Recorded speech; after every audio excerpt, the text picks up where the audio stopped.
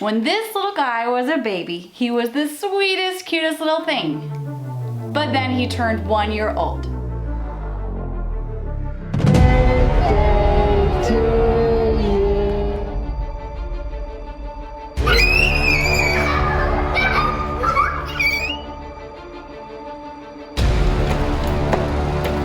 Isaac? Isaac? What did you do? If you catch me on a good day as a parent, I would describe him as super curious. But most other days, I would describe him as an unstoppable force of absolute destruction. In this video, I'm going to show you some of the ways that you can survive the wild 1-year-old stage. And just to keep this video real, so you don't walk away thinking you're the only one, we'll include some raw footage of this guy being a wild 1-year-old.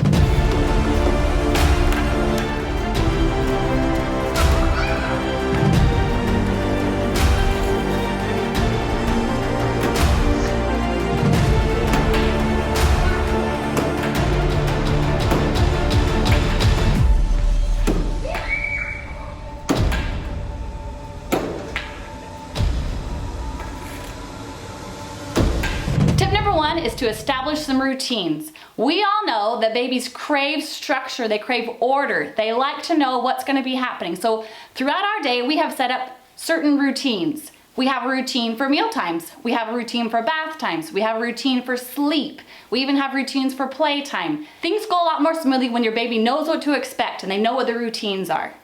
This leads us to tip number 2, which is to sleep train your baby. My number 1 piece of advice that I give to new parents is to sleep train your baby. You'll know your baby is sleep trained because A, they'll be able to put themselves to sleep, and B, they'll be able to sleep through the entire night. Doing this is going to save both you and your baby's sanity. So if your little one's being an extra wild that day, consider, are they getting enough sleep?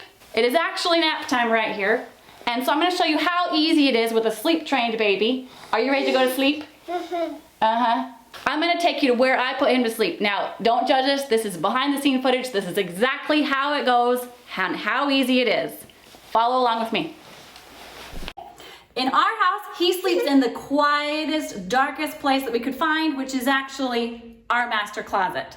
And he is sleep trained, so that means that he knows the sleep cues. He knows that when I hand him his binky, his dinosaur, and his blanket, that it's time to go to bed. So here you go, guy. You ready? There's Dino. There's your binky. And your blanket. He's actually getting excited. He's knowing what's coming next. He actually enjoys this. So I literally walk into his little space here, lay him down. Oh, what a big boy you are. I will turn on a white noise machine and turn out the light and walk away. He is done. If you're curious about the method that we use to sleep train our kids, be sure to check back because we're actually working on a video all about that topic.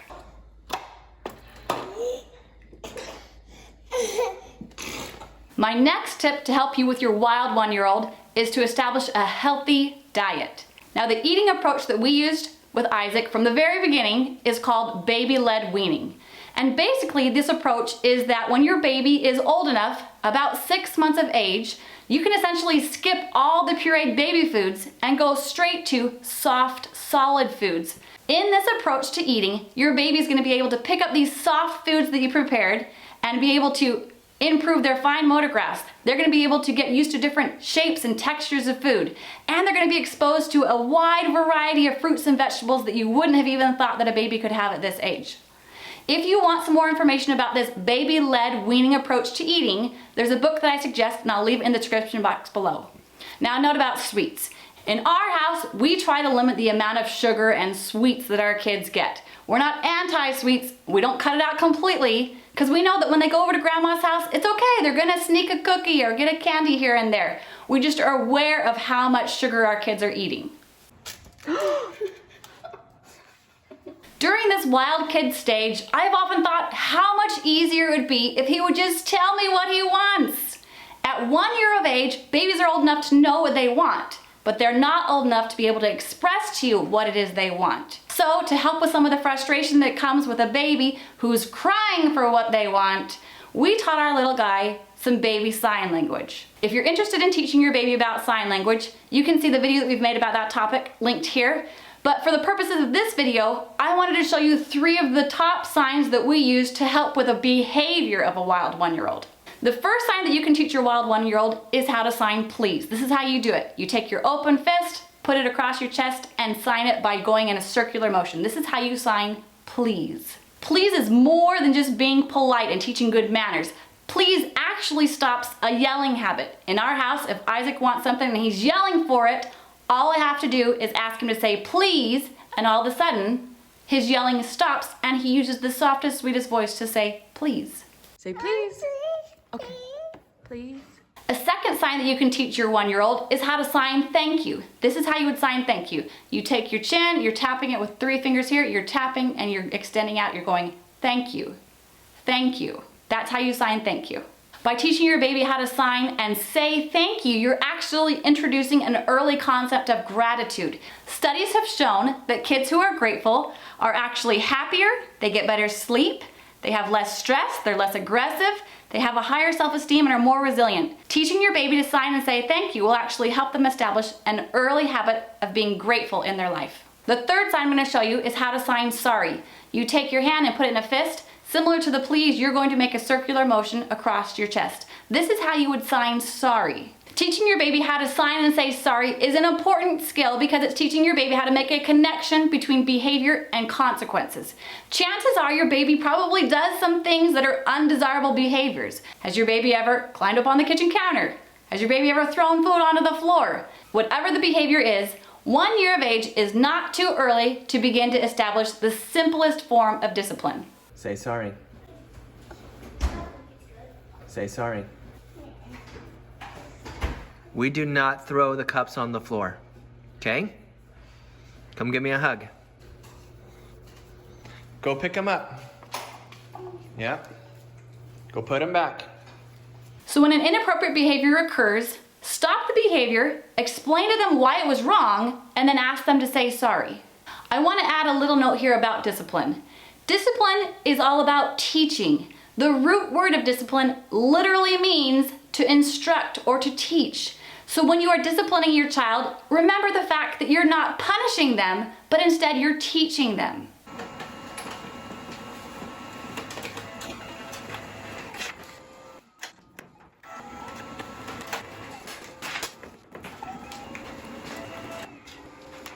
Isaac. Okay, now I want to go over a few techniques that I've used to help teach our wild 1-year-old. The first one is to channel your child's energy, to actually turn that negative into a positive. In our case, we actually refer to it as turning Isaac into our little helper. Every night after dinner, we would be putting the dishes into the dishwasher, and never fail, Isaac would come along and he would take the silverware out of the dishwasher, just as we had put it in. We could have seen this as a bad behavior, but instead we channeled his energy and we actually turned him into our helper, and now when we do the dishes together as a family, we save all the silverware and we give it to him so he can put it into the dishwasher. He loves this game. That's a big one. Okay, put it in the dishwasher. Children at this age love to help.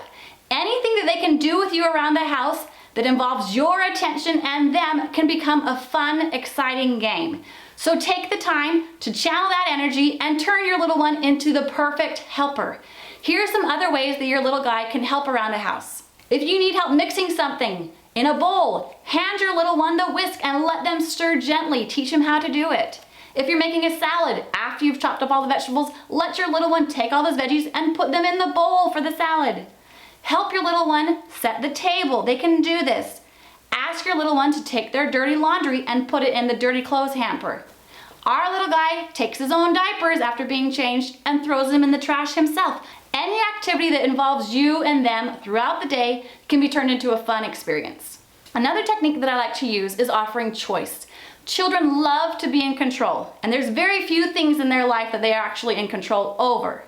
So, if there's something that I want my child to do, I will offer them the choice. Let them have a little bit of freedom in picking. So when I'm at the park with my child and it's time to go, I wouldn't just simply say, "Oh, it's time to go."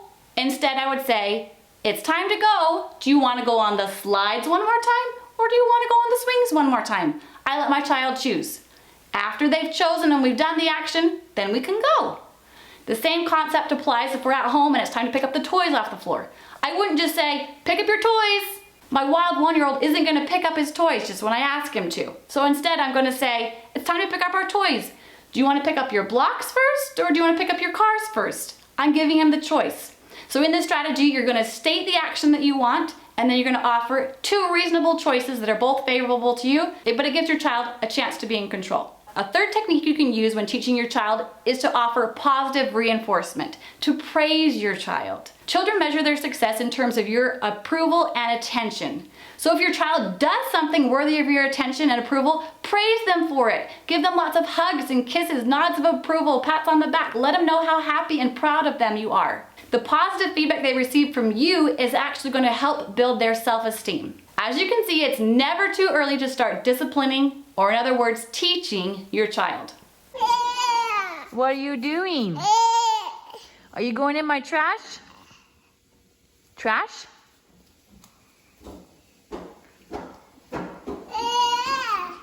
Yeah? You getting my trash? And then what? Where are you going to put it? Watch. This is what he's been doing. Over and over and over.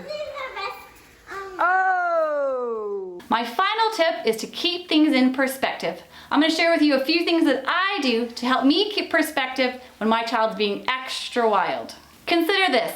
Science has shown that being active is actually a sign of intelligence. Activity is a good thing. It means your child is curious and has an active mind. Research has shown that babies who are active and given early learning opportunities actually develop better coordination, concentration, memory, and behavior.